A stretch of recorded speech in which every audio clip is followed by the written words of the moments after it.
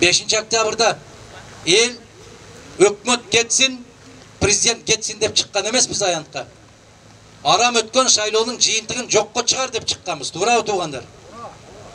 Биз бийликти башка бирөөлөр басып алсын деп чыккан эмеспиз. Biz konstitusiya üçün dep çıkkanbız. Biz eldin үнүн уксун дегенбиz. Biz туура эмес өткөн парламенттик шайлоонун жыйынтыгын жокко чыгаргыла дегенбиz. Biz мыйзамдын кулубуз. Biz мыйзамга баш ийебиз. Biz сабаттуубуз. Андай болбойт туугандар. Мунол статьясы мага жагат, бул иштей берсин. Бул статьялар жакпайт, демек мага жакпаса иштебей турсун деген. Анда бир өлкөдө да андай нерсе жок. 20 декабрда парламенттик шайлоонун экинчи айлампасы болуш керек эле. Парламент шайланышы керек эле. Ким келсе ошол келсин, мыйзамдуу парламент келип, мыйзамдуу өкмөттү курап, андан кийин президенттик шайлоонун аткаруунун шайлоону өткөрүү күнүн белгилеши керек эле. Мыйзам ушундай. Бул менин каалоом эмес. Ошондуктан Россиянын президенти эмне деп айтты? Кыргызстан бесконечная чехарда деп айтты. Бүтпөгөн бир башаламандык, бул кыргыз элинин башына түшкөн балей деп айтты, туурабы? Азамат. Бул менин сөзүм эмес, бул ошол очойгон өлкөнүн жетекчисинин сөзү. Бардык өлкөлөрдүн жетекчисин карап көрүңүздөр. Кече жаңы жылдык куттуктоосуна маани бериңиздер. Илгери президентти куттуктап, siz аркылуу Кыргызстандын элин куттуктап коюшуңузду суранам деп жазат эле куттуктоодо. Азыр эмне деп кайрылып атат? Кыргызстандын элине деп кайрылып атат. Кандай дейсиздер? Айырмасы бар, өтө чоң. Биз Кыргызстандын элин жаңы кирип келаткан 21-жыл менен куттуктайбыз деп жазып атат. 1-2-3 киши гана куттуктады. Ошондуктан туугандар, биздин сөзүбүздү угуп келдиңиздер. 20 күндүн ичинде түз эфир болуп атты. Бардык телефондордон чыгып атты. Biz КТР'дан гана чыга албайбыз, ЛТР'ден гана чыга албайбыз. Ал жер бир гана кишиге энчиленип берилген. Мамлекеттин эсебинен ушундай бир күн көрүп аткан мамлекеттик телекомпаниялар момундай болуп кышта суукта тургузбаш керек эле элди. Элдин акчасы менен жашап аткандан кийин элге шартты түзүп бериши керек эле. Эмне деген сунушту айттык биринчи күндөн баштап. Момундай аккар кечип көк муздун үстүндө турбай, ысык үйдө олтуруп, телевизордон сиздер теледебаттан көрүшүңүздөр керек эле. Ушул 18 талапкердин баарын ар бирин бирден элекке салып, ошол теледен жамбаштап чай ичип отуруп таллашыңыздар керек эле. Угушуңуздар керек эле. Кимдин сөзү кандай болуп атат? Мында маанилүү маселе жок. Биринчи күндө айталы айыл чарбасына, экинчи күндө билим берүүгө, үчүнчү күндө чек ара маселеси, төртүнчү экономика, бешинчи тышкы саясат. Мына ушундай кылып тема менен бөлүп койсо 2 саатта баарыбыз айтып бүтөт элек го. 6 миллион калк көчөдө үшүбөй башка жигиттерге таш берет экен бусиктер менен. Биз андай өткөрбөй эл менен түздөн түз жолугушуп өткөрүп келдик. Чоңалайдан баштап бул жагы кече Кеминде болдук. Бул жагы Сокулукта болдук, Москва районунда болдук. Жолугушууларды өткөрүшүбүз керек эле. Дебаттан өткөн маселе жок бүгүнкү күндө. Мына ошол акчаны дагы урматтуу туугандар, намысыбызга келишибиз керек. Ушул дебатка кеткен акчаны дагы билесиздерби кимдер бөлүп бериптир? NDI. Улуттук демократиялык институт Американын акчасы бөлүп бериптир. Анда биз мамлекеттик бюджеттен берген акча кайда кетип бартат? Biz 18 kandidат болсок, 17'biz bir de жерге сүрөт илген жокпуз. Себеп сүрөт илип тура турган жыл болгон жок 20-жыл. Мыкты залкарлардан айрылдык. Миңдеген жаштарыбыз кыргыз-казак чек арасында чөлдө жатып калышты. Biz мажбур болдук аларга да кайрылып Казакстан жетекчисине. Ошолорду бизге өткөрүү боюнча. Канча киши көз жумду. Не деген залкарлар кетти, не деген акындар, не деген аалымдар кетти. Мына ошолор кеткен жылы илгери кыргыз касиетинде жакының кетсе 1 жылга чейин үйүңдө той да болчу эмес. Андай сүрөт илип эмес. Биз ошолорду эске алуу менен биринчи жагы ушул. Экинчи жагы андай сүрөттөрдү илүү үчүн не деген очойгон акчаларды дайындап коюптур. Сүрөтүңдү чыгарып илсең ушунча миң деп. Андай акча жок бизде. Бүгүн Борборлук шайлоо комиссиясы отчетту чыгарып коюптур. Ким канча акча жыйнады, канча акча коротту шайлоого. 18 кандидаттын 17-си эң эле көп дегенде 3 миллион жыйнаптыр. Бирок бир жигит жарым миллион жанакы 50 канча миллион сом жыйнаптыр. Бул деген кайдан келген акча? Айтор мындай кылалы. Программабыз биздики кыска, нуска, түшүнүктүү. Биздики биринчи иман, күчтүү мыйзам, андан кийин тазалык. 3 нерсе болсо калганын Кыргызстандын эли өзүнүн колунан келет, өзүн өзү багат, керек болсо өкмөтүн да бийлигин да багып келаткан биздин элибиз болот.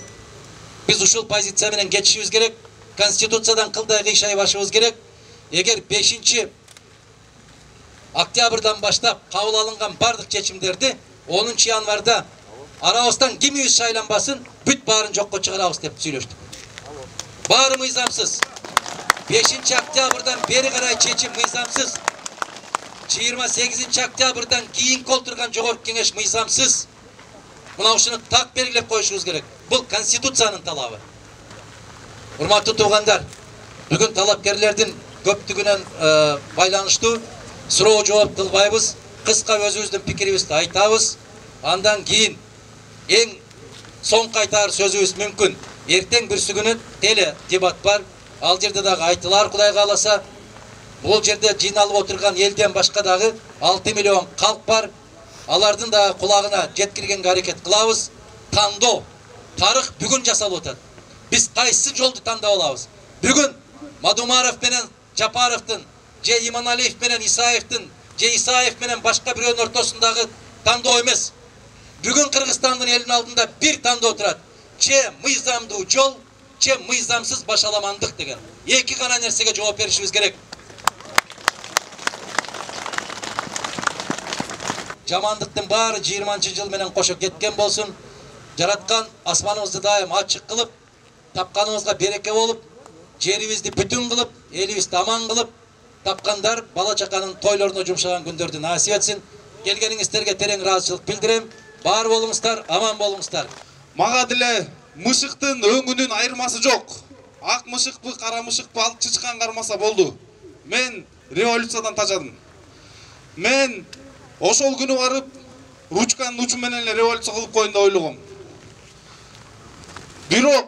Бирок биздин дүйнөгө тааныткан Манас эпосунда бир нече жолу айтылган алтыны аттын башындай, күмүшү сайдын ташындай, ушул жетим тоого жырткычтык менен кол салабыз дегендер чыккандан биз жөн жата алган жокпуз. Туугандар, жетим тоо биздин келечек. Жигиттер, катуу айтсам тарынбагыла. Дос, тууган ар дайым күйдүрүп айтат. Намыс кетти бизден. Кайтыгер болуп калдык. Келе бир муштумдай түйүлчү бүгүн күн келди. Мен ойлогом, 5 октябрдан кийин болду. Бардык өз нугуна чөткө, адилеттүүлүк орнойт, мыйзамдуулук орнойт деп. Бардыгы теңиринен тескери кетти 100%. Жигиттер, бүгүн жетим тоолобу, кайсы гана байлыгыбыз болбосун, керек болсо ушул эже карындаш кыздарыбызга чейин коргоп кала турган учур келди. Намысын, абийирин, мына сынган кылычты баарыңар окугансыңар. Керек болсо ошол жерде кызды эмес, кыздын чачынын намысын коргойм деп мына асылып кетти камчөк. Туугандар, жетим тоо ким кол салса, ал эл душманы. Ким кол коюп берсе, кайсы депутат, кайсы министр, ал келечектин, ата бабанын, бүгүнкү күндүн да душманы. Бул жактан мен орусча айтат, косвенный доказательство, бир кыйыр түрдөгү далилди айтайын. Эч бир чалгындоо ишин жүргүзбөй туруп, кен деген эч качан жалгыз жатпайт. Ал жакта күмүш бар, жез бар, Менделеевдин таблицасынын жарымы бар. Жок, бүгүн темир эле бар, 50 миллиард доллар, жок, анын баары калп. Бүгүнкү дүйнөлүк биржадагы рууда боюнча эсептелгенде баасы триллион доллар турат темир тонку. Эми элестеткиле, элди 2 миллиардка жетпеген Кытайдын карызы менен жүрөгүн үшүн алып, триллион доллар турган тоону бүгүн жырткычтык менен кол салганга жол бербейли. Биз жетим тоону коргоо кыймылын түзүп, ишти алып баштап, социалдык тармактарда кайрылуулар кылганда ушунчалык ыраазы болдум. Бир жумага жетпей 1000ден ашып кетти катарыбыз. Жалаң эле нарындыктар эмес, жалаң эле жетим толуктар эмес. Францияда жатып алып, Италияда жатып алып, Америкада жатып алып, баткендик, таластык, керек болсо ошол каракулжалык, алайлык туугандар чыгып атат. Жетим тоо Кумтөрдүн тагдырын кайталап калбаш керек. Биз келечек муунга таза мөңгү, ууланган калдыктардан башка таза экологиялык зонаны калтырып кетели. Бүгүн жырткычтык менен кол салабыз деп тургандар мафия, чыккынчылар жана мен толук жоопкерчиликти мойнума алып айтайын. Бүгүн Кытайдын шпиондору мен президент болом деген кишинин тегеректе болуп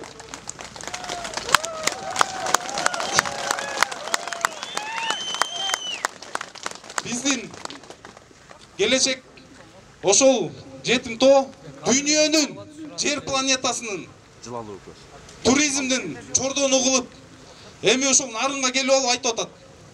Нарындан жаш бала чыгып алып жетим тоону коргойм деп өзүнчө кыймыл түзүп алып, сен деген экономикабыз эртең өнүкпөй калса, кризистин сазына батып калсак, сен күнөөлүү болосуң деген айтып атат. Бул эмне деген экономикалык сабатсыздык, бул эмне деген караңгылык.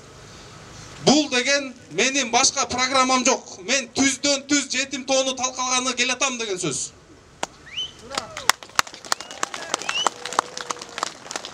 Достор,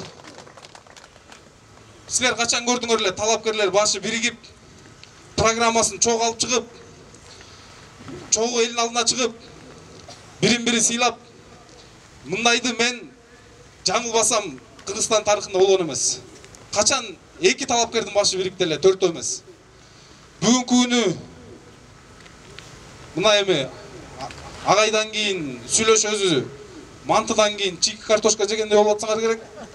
Бирок ошол биз кыймылды түздүк, каалоочуларга эшик ачык. Биздин келечек силердин колуңарда. Туугандар, мен революция кылып сыймыктангым келбей калды. Биз бир революция кылдык, дүйнө коомчулугу бизди мактады. Эки революция кылдык, бизди дагы мактады. Демократия аралчасына айландык. Үчүнчү революция кылдык, бизди мында кооптоо менен карап баштады. Ошонун баарына өзүбүз күнөөлүүбүз. Келгиле сатылбай, алданбай, мындан ары же мыйзамдуу, же мыйзамсыз гана өлкөнү тандайбыз. 10 январда же жыргалыңарды, же азабыңарды тандайсыңар. Көзүңөрдү ачып, Кудайга шүгүр баарыбыз мусулманбыз. Кабинкага кирип, ручканы алып, бир келме келтирип койгула, жүрөгүңөр силерди алдабайт. Ушул өкмөт, ушул жогорку кеңеш 20 күн мурун бюджет бекитти. Эң оор маселе ден соолук экенин билдик да, туурабы? Ден соолукка кеткен бюджетти 2 миллиард 100 миллион азайтты. Урматтуу мугалимдер, жаңы бийлик силердин айлыгыңарды 1 миллиард 600 миллион сомго азайтты. Урматтуу маданият кызматкерлери, силердин бюджетти 600 миллион сомго азайтты. Эмнеге көп айтайынбы? Президенттин иш башкармасын 660 миллион сомго көбөйттү. Бул иш башкармасы гаражы. Ушундай бийлик силерге керекпи? Келелек жатып булар бийликтен рахат алгысы келет. Себеби бир ай даамын татып калды да. Бийлик өтө шыйын да. Анан жогорку кеңешти сындап атпайсыңарбы? Туура сындайсыңар. Бирок бүт жогорку кеңештин бюджети 120 депутат, 800 эксперти менен президенттик аппараттын гаражына тең бюджет алат. 700 миллион сом. Анан гараждын деңгээлиндеги бюджет алган жогорку кеңеш гараждын деңгээлинде эле продукция берет. Андан бөлөк эмне күтө аласыздар? Мына биз дүйнөдө жападан жалгыз өлкөбүз. Президент келатканда, пайгамбар келаткандай, Аятолла Хамайни келаткандай, ат мингизип, чепкен жаап, уча тартып тосуп алабыз. Биз дүйнөдөгү жалгыз мамлекетпиз. Президентти кууганда Чаушескини куугандай жек көрүп кубалайбыз. Ошондой президенттерге керекпи? Кереги жок. Экинчи, кече чыкты дүйнөлүк сурамжылоо. Дүйнөдө эң өнүккөн 20 өлкө 20 тең парламенттик өлкө. Дүйнөдө эң коррупциясы жок 20 өлкө 20 тең парламенттик өлкө. Ой, туугандар, дүйнөдө азыр 120 өлкө президенти жок эле жашап атат. Президенттин келгени да азап, элди бөлүп жарып, мугалим байкушту агитатор катары иштетип, бизнести соруп, спонсор иштеп. Анан президенттин иштегени да азап. Апайсаны камап, кудаларын кызматка коюп, бөлөлөрүн кызматка коюп, анан кеткени да азапта 10 000 киши келип 3 машина таш менен куумайын кетпейт. Ошондой азап алып келген эл башчынын силерге кереги барбы? Дүйнөдө президент көйгөйдү чечкени келет. Кайсы президент көйгөйүңөр чечти? Президенттин жалпы бюджети, гаражы, мен сиздерге айтып жүрөм. Абсамат Масалиевичти 2 телеканал кайтарган. Турдакын Усалевичти 24 жыл бою 2 телеканал кайтарган. Азыркы президентти 400 киши кайтарат. Жаны 200 есе таттуу экен. Ошол 400 адамды алып барып Баткенди кайтара албайлыбы? Бюджети 400 миллион сом. Ар бир телеканалге 1 миллион сомдон кетет. Ар бир депутаттарга 680 000 сом кетет. Президенттин телеканалдын бюджети депутаттын бюджеттен көп. Урматтуу, эң оор маселе бул кедейчилик. Кедейчилик айылда барганда туугандарыбыз, жердештерибиз. Бизде буга дүйнөлүк банктын эсеби боюнча ар бир 4-чү адам Кыргызстанда күнүнө тоюп тамак иче албайт. Анын балдары, чоңдордун балдары барган мектепке бара албайт.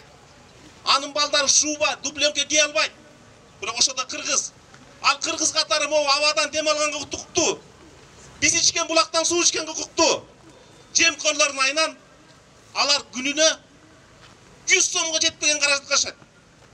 Эми анысас келгенсип, эмдиги жылы Кыргызстанда жакырлардын саны 33%га жеткен тат.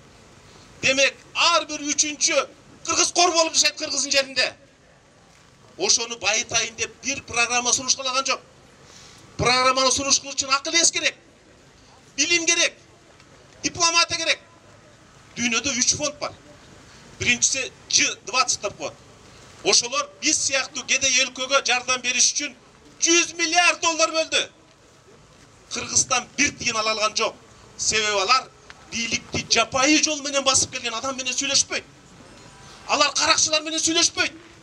Алар билимдүү адам менен сүйлөшөт. Алар мыйзамдуу бийлик менен сүйлөшөт. Дүйнөдө жашыл экономика фондусу бар. Аякта 1 триллион доллар жатат. Тажиктер алды, өзбектер алды, казактар алды. Кыргыз гана алган жок. Акча акаян болуп агып жатат. Аякта акчаны басып ала албайсың. Таш менен уруп ала албайсың. Аякка баш керек. Аякка билим керек. Аякка интернетти билишиң керек. Кыргызстанга 1 тиын бөлүнгөн жок. 3-чү Улуу Жибек жолу доктринасы бар. 2 триллион доллар бөлдү. Тажик туугандар 7 миллиард доллар алды. Биз болсо пенсияга, карызга Россиядан 20 миллион доллар алып атабыз. Бул таможнядагы 15 күндүн керешеси. Мына бай жерде кедей жашаган элбиз. Биздин могу бутубуздун астында мына Орозбек Дүйшевич калп айттырбайт. 300 миллиард доллардын байлыгы бар. Таласта айлампа бала чышкан деген жерде дүйнөдө сейрек кесчөчү титан жаза турган металл бар. Жетим тоон айттык.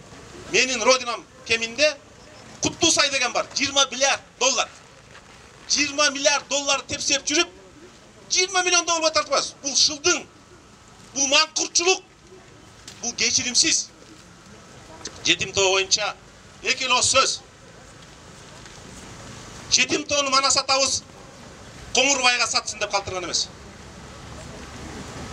Жетим тоону алар товар көтөрөт, сыяктуу көрүп атат. 1-2-3 саясий спекулянт келип алып эле. Жетим тоо бул родина. Кыргыз атасы көмүлгөн жерди сатпайт. Булардын көзүнө жетим тоо эле көрүнүп алат. Эптеп сатып эле кетип калсам деп. Мана сатабыз жетим тоодо кыргыздын балдары эркин куш салып, ат ойнотуп манасайсын деп калтырган. Кимде ким, кайсы бир депутат, кайсы бир аким, кайсы бир губернатор, кайсы бир министр виза койсо, ошол жакынкы 100 жылда чыккынчы катар тааныш керек. Аны арбактарда, түрүүлөрдө, мыйзамда кечирбеш керек. Кыргыздын бир үч шору бар экен. Путин бизде беда деди го. Шорлуу элсиңер деди. Чын айтты. Биринчи шору кыргыздыкы. Бул кошоматчылык. Манаста кошоматчыны бул душмандай жек көрөт. А бизде азыр кошоматчы болуу бул жаңы элита болуп алышты. Мисалы, СДПКда начальник штаб болуп жүргөндөр азыр жерлерде. Келелек бийликке кошоматчы болуп начальник штаб болуп алышты. Райондорла көпөстөрү бар. Ар бир райондун бирден көпөстөрү бар. Же ошол жердин базарын сатып алган, же көмүр менчиктештирип алган. Анан алар өткөн шайлоодо бийликтин начальник штабы болушту. Ооба. Эми алар жаңы бийликтин начальник штабы болуп алышты. Булар коркунучтуу. Булар эртең бир диний секте бийликке келсе ошол жака өтүп кетиши мүмкүн. Деги булар мусулманбы? Мына Кыргыздын биринчи шору бул кошоматчылык. Экинчи кошоматчылык болгон жерде сөзсүз коррупция болот. Бюджетти толтура албайбыз дейт. Кийинки жылга биздин бюджеттик дефицит 37 миллиард сом. Көп акылдын кереги жок. Биз таможный посттор менен салык системасын электрондук форматка өткөзсөк, иш үстүн кылгандай. Биздин бюджетке 500 миллион доллар түшөт. Ой, карап көрсөңүздөр, Финляндия билим берүү боюнча дүйнөдө биринчи орунда турат. 56 миллион биз сыяктуу. Агартуу министрлигинде 15 киши иштейт. Биздин агартуу министрлигинде 1500 киши иштейт. Ал результаты кандай? Билим деген бул Кыргыздын куралы. Ас эл күчтүү курал менен жүрүш керек. Билим деген Кыргыздын калканчы. Азыр бийлик мугалимдерди мугалим катары эмес, шайлоодо чуркай турган кул сыяктуу пайдаланып калды. Мугалимди сыйлабаган ком эч убактан болбойт.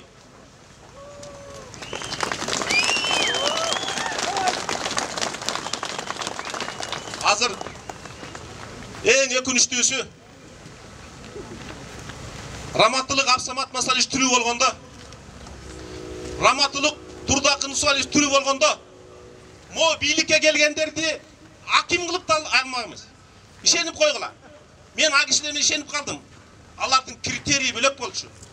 Буларды кайсы бир районго Кара Кулжа районун аким кылып да алмак эмес. Мына ошол кишилер мамлекеттик тажрыйбасы жок. Элге деген ниети жок. Жүрөгүндө Кудайы жок. Ниетинде ыйманы жок. Мамлекетте тажрыйбага башкарган тажрыйбасы жок адамдар келип Кыргызстанды бийлейбиз деп келатат. Жетим тоону сатабыз деп келатат. Булар базарга базар кому сыяктуу келишет. Усуалиев менен Масалиев бактыруу кишилер экен. Кыргызстандын мол шордуу күнүн көрбөй бу дүйнөнүн эрте өтүп кетишти. Туугандар, баары өтөп кетет. Бирок могу Кыргыз жери эркин өлкө боюнча калыш керек. Мамлекетиң эркин болбосо, минген атыңдын, барган тоюңдун, чөнтөңдөгү депутаттык мандатыңдын кимге кереги бар? Мен Кыргыздын кул болуп, кайсы бир өлкөгө көз каранды болуп жашашын каалабайм. Мозамбик деген өлкө бар эле. Биз сыяктуу коррупционерлер башкарып отуруп, 32 миллиард доллар карыз алыптыр. Төлөй албай шал болуп калганда, жана жетим тоону алам деген өлкө шарт койду. Биздин валютаны киргизесиң, биздин кишини улуттук банкка коесуң деп. Бүттү. Картада аты бар. Зат эгемендик эмес. Бөлөк өлкөнүн финансый кулуна айланды. Мен Кыргыз элин ошондой болуп калышын каалабайм. Кул болуп калышын каалабайм. Азыркы бийликке келгендер, мыйзамсыз жол менен келгендер, колуна устара кармап алган, лезвие кармап алган жаш бала окшош. Жаш бала өзүнүн күрө тамырын кезет. Буларды тим койсоң, мамлекеттин күрө тамырын кесип ташы мүмкүн. Булар мамлекеттүүлүк менен ойноп атат.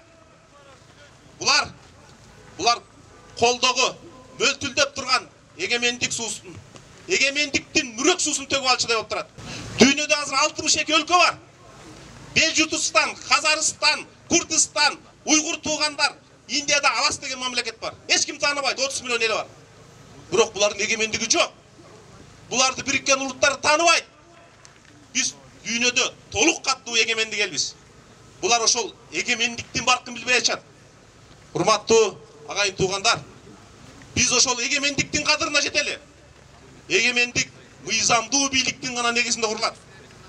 Сөзүмдүн соңунда Кыргызстан келечеги бар. Бизде дайым 4 эркиндик болуш керек. Биринчи саясий эркиндик. Кыргызстанда тинтип айтып койдуң деп, журналистти, оппозицияны, депутатты, граждандык коомдун өкүлүн эч ким камай албаш керек. Экинчи бизде ишкерлик эркиндик болуш керек. Сен тиги депутатка иштедиң, сен тиги оппонентке иштедиң деп, биздин ишкерлерди эч ким кысымга албаш керек. Үчүнчү сот эркиндиги, төртүнчү адам эркиндиги. Биздин эркиндик бул Манасатадан калган эркиндик. Биздин эркиндик бул түбөлүк эркиндик. Тээ кыргыздын туусу түбөлүк желбиреп турсун. Улуу кыргыз мамлекет үчүн. Рахмат силерге. Мен дагы социалдык сеттер аркылуу бүгүн кечте эфирде силерге жооп берем. Суроонун барына. Урматтуу туугандар, баарыңыздарды мына кирип келген жаңы жылыңыздар менен Кудай буйруса жаңы жылыбыз баардыгыбыз үчүн ак жол той жылы болсун. Элибиз үчүн, мамлекетибиз үчүн, ар бир үйлөбүз үчүн 20 жыл тилекке каршы абдан оор жыл болду. Кыргыз эли чоң сыноодон өттү. Ар бир үйлө кыйналды. Анын ичинде мына мен дагы жакындарыбызды жоготтук. Мамлекет кыйналды. Көйгөйлөрдүн баарын көрдүк. Медицина тармагы эмне болуп атканын көрдүк. Буга чейин угуп келатсак, жоон терisi менен сездик. Бул 1 жылда, 2 жылда же 3 жылда чогулган маселелер эмес. 10 жылдап келаткан. Ушул 30 жылда жолун таба албай, бүгүн дагы президенттик болобу же парламенттик болобу деп дагы талашып келатабыз. 30 жыл болду. 30 жылда башка мамлекеттерден жардам сурагандан башка эмне кылып атабыз? Союз куруп кеткен завод, фабрикаларды талкалап бүтө албай келатабыз го. Ошо менен окот кылып атабыз. Арматурасына чейин чаптык. Союз курган көпүрөлөр, союз курган аэропорт, союз курган ГЭСтердин арты менен жарык алып атабыз. Жер катып 1 жыл иш жок алдыга. Кимди күнөөлөйбүз? Американы күнөөлөйбүзбү? Же Россияны, же Кытайдыбы? Күнөөнүн баары өзүбүздө. Депутаттарды келип жамандайбыз. Депутаттар мындай, парламенттигиндей, президент мындай деп. Бирок президентти дагы, депутаттарды дагы шайлаган эл болот атпайбы? Биз. Мына өтө маанилүү, саналуу күндөн кийин президенттик шайлоо келет атат. Бул күчтүү экен, баланча күчтүү экен, тигинин акчасы көп экен дебестен татыктуусуна кимиси мамлекетти алдыга жылдыра алат, кимдин тажрыйбасы, билими, деңгээли жетиштүү деп баа беришибиз керек. Урматтуу кыргызстандыктар, бир кичинекей фак курса айылыбызга, ошону мактанабыз. Мына арабтарга рахмат, туугандарыбызга фак куруп берди деп. Фапты бир жөнөкөй эле бир үй эле курат азыр. Бул бир үйдө эле баа кетет, бир үй, особняк. Мектеп, бала бакчага керебет алдырып атабыз араб туугандарга. Рахмат жардам берип атканда. Бирок биз эмне болуп калдык? Улуу кыргыз эли ушул кайрым сурап калдык биз. Кайрычыга айландыкпы? Же больница кура албасак, же мектеп кура албасак, же бала бакчанын курмактуу ичине эмерегин ала албасак. Эгерде шартыбыз жок болсо бир жөн, бардык шарт бар мамлекетибизде. Жана кен байлыктар жөнүндө айтып кетишти. Алтын десе алтын, көмүр, темир, энергетика жагынан эмне ресурс, туризм жагынан эмне ресурс бар. Болгону күнөөнүн баары өзү ошонун баарын пайдалана албай, туура эмес пайдаланып. Teskеринче элдин ырыскысын ичип жеп артып туруп мамлекеттен өлкөдөн качып барып атабыз. Демек ыйман жок. Мекенимди сүйүү бул ыймандан деп айтылган. Элин ойлобогон, мамлекеттин келечегин ойлобогон адамдар булар сөз түрдө кыргыздын душмандары. Пумтөрдү көтөрөбүз маселесин. Улутташтырабыз деп элге таанылып, бийлик эгелери менен эмне болуп атат? Пумтөрдү тийбейбиз деп, пумтөр аскергесип жетим тоого кол салып атышат.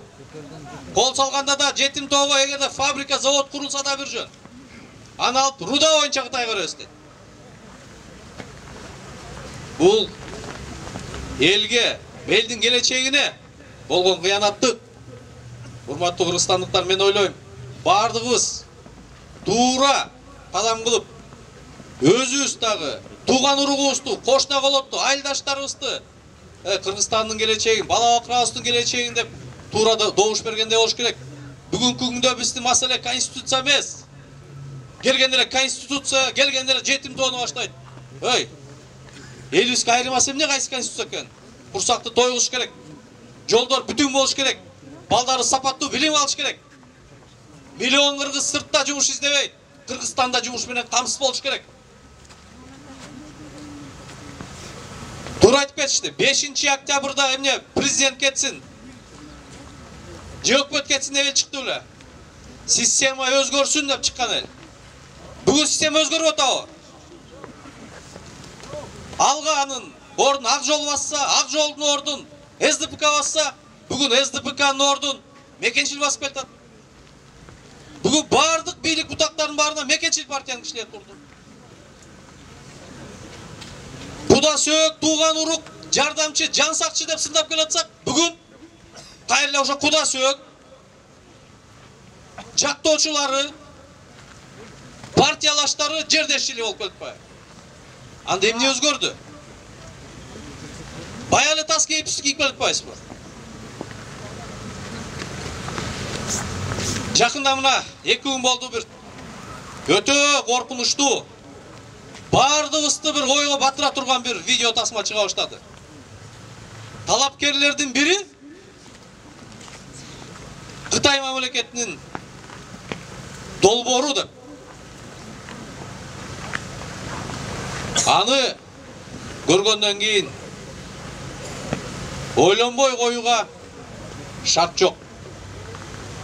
Эгерде бир жигит дагы бир кызга үйлөнөм деп атса, жакындар келип, бул кыз деген баланчак экен, бул жаман экен, бунун арты жаман, тарыхы жаман десе, тиги жигит эмне үйлөнүп алып туруп, ана териштирем дейби? Кеч болот да, туурабы? Ошол себептен биринчи биз изилдеп, ушул видео тасма чынбы, калппы? Анан гана чечим кабыл алыш керек. Эгерде ушул видео тасманы чын экенин болсо, кантип биз башка мамлекеттин кызыкчылыгын коргой турган адамды эл башына алып келебиз? Чынында эле, жана Тилек мырза жакшы айтып кетти. Бүгүн менде да бир топ фактылар бар. Бүгүн Кыргызстандын президенти болом деп аткан адамдардын бири Кытай мамлекеттин кызыкчылыгын коргоп келатат. Ал жетим тоо эмес. Мына логистикалык борборду башташты кайра. Эл каршы болуп, нарындык туугандар каршы болуп аткан долбоорду келелек жатып кайра баштап атышат. Эмне себептен? Анткени кыргыз тараптан ушул логистикалык борборду курамдап аткан адам Эмиль Абдыкадыров, Нурстрой монтаж деген фирманын жетекчиси, эси Мекенчил партиясынын тизмесинде 6 киши турат. Баарыбыз айтып кетебиз, мына Каймазара Таштанбек деген Садыр Жапаров кудасын миграция министрлигине койду деп. Ал куда деген дагы бир жөн. Ал да эчтеке эмес. Ал Мекенчил партиясында 42-чи болуп турган иштеген жерин карагыла. Мадинада чет элдиктердин укугун коргогон бөлүмдүн башчысы болгон экен ал. 3 жыл. Демек Мадинада ким? Немистерби? Француздарбы? же англичандарбы? Ошо кытайлыктардын укугун коргогон адамды бүгүн миграция саясатын жетектеген тармакка коюп атышат. Эгерде жана логистикалык борбор ишке аша турган болсо, 2-3 миң Кытай ат башыга келип иштей турган болсо, Нарын областынан кол жуйбуз. Кудай сактасын. Туура, жана көрүп атасыңар, Кытайдын жарандары Кыргыздын жарандыгын алып фондуна жардам берип атат. Эй, мынча акчаны кайдан алдың жаңы эле түрмөдөн чыгып десең, пенсионерлер жардам берип атат дейт. Кудайдын калпын ушундай айта албайт.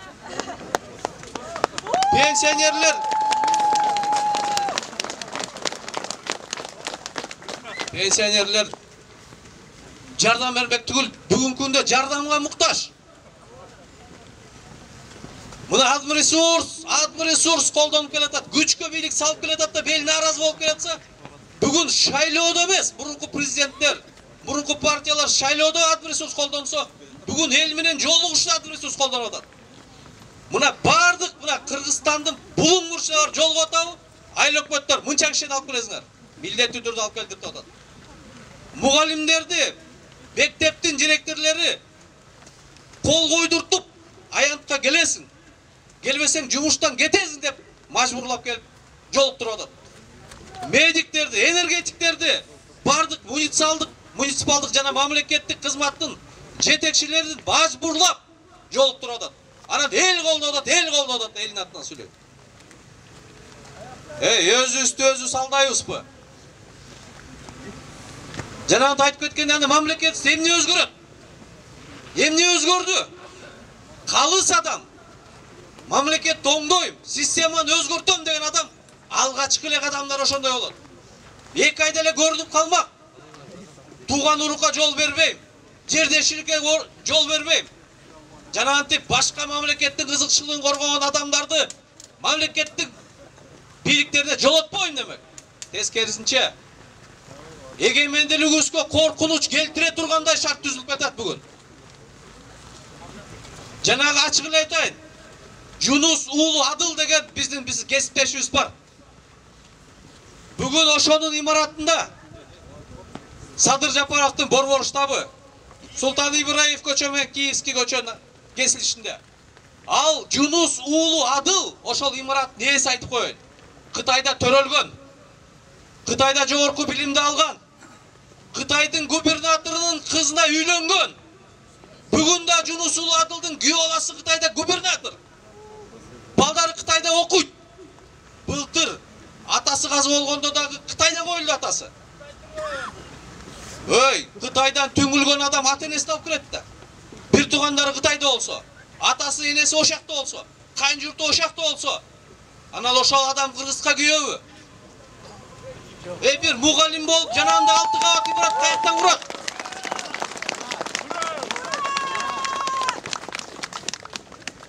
Фирмасын карадык, ошо Жунус уулу Адылдын фирмасын карадык. Фирмасын карасам 2 лицензия бар экен. Алтын, күмүш, жеске. Изилдей турган аянты 36 миң гектар экен. Фирмасын Кыргыздын фирмасы сыяктуу кылып каттатып коюптур. Анын артын карасак, дагы бир Кыргыздын фирмасы экен. Атайын юстиция министрлигине запрос бердим. Анын фирмасынын эсигин десем, мына чындык чыкты. Анын арты Кытайлар экен. Башка мамлекет биздин катарыбызга келип депутат кылып шайлатып атат. Эртең партияны өткөрөт. Ат башыга жана 2003 Кытай келе турган болсо, жетим тоону Кытай кармата турган болсо, анысы деле мына көрүп атасыңар. Канча деген жумуш ордун Кытайлыктарды алып келип иштетип атышат. Канчасы кыргыздарга үйлөнүп атат. Бала чакалуу болуп атышат. Көбөйгөндөн көбөйүп баратат. 1,5 миллиард калкылдап турган калкы турат кошуна. Алар бизге кирип келе турган болсо, биз жок болуп кетебиз. 70 жылда биз орустан коркпош керек. 70 жылда орус аралашкан жокпуз. Сигишип кеткен жокпуз. Бирок Кытай кирип келе турган болсо, улут катары, эл катары жок болуп кетиши мүмкүн.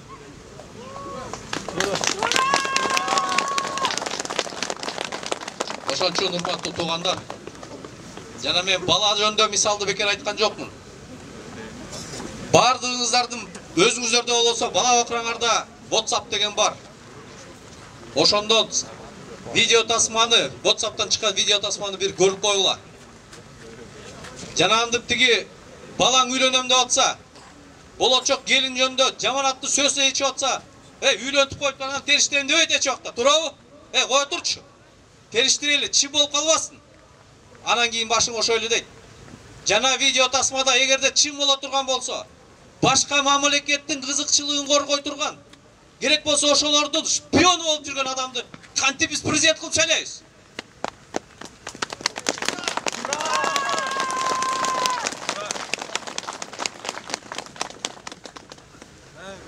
Onuncu yanvarda bardığız kaydıgerlik kılbay, öz üstünleri de hoşmayız janat ötüp ketти.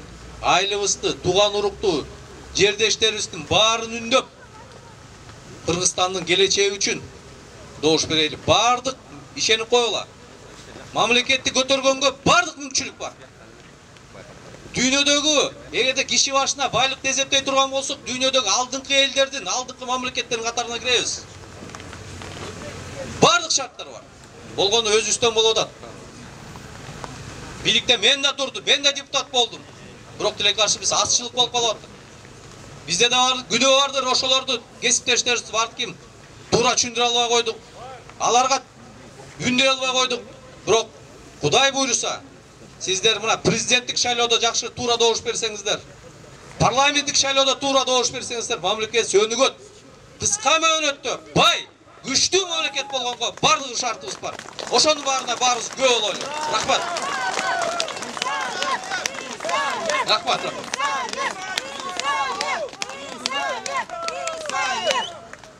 Мына жолдоштор бар айтып беришти, биз эне таанадык.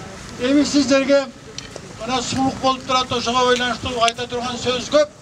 Бирок мына негизи айтылды. Тазалык керек, акыйкаттык керек. Мына булардын барлык тилектери, керектүүлөрү баары айтылды.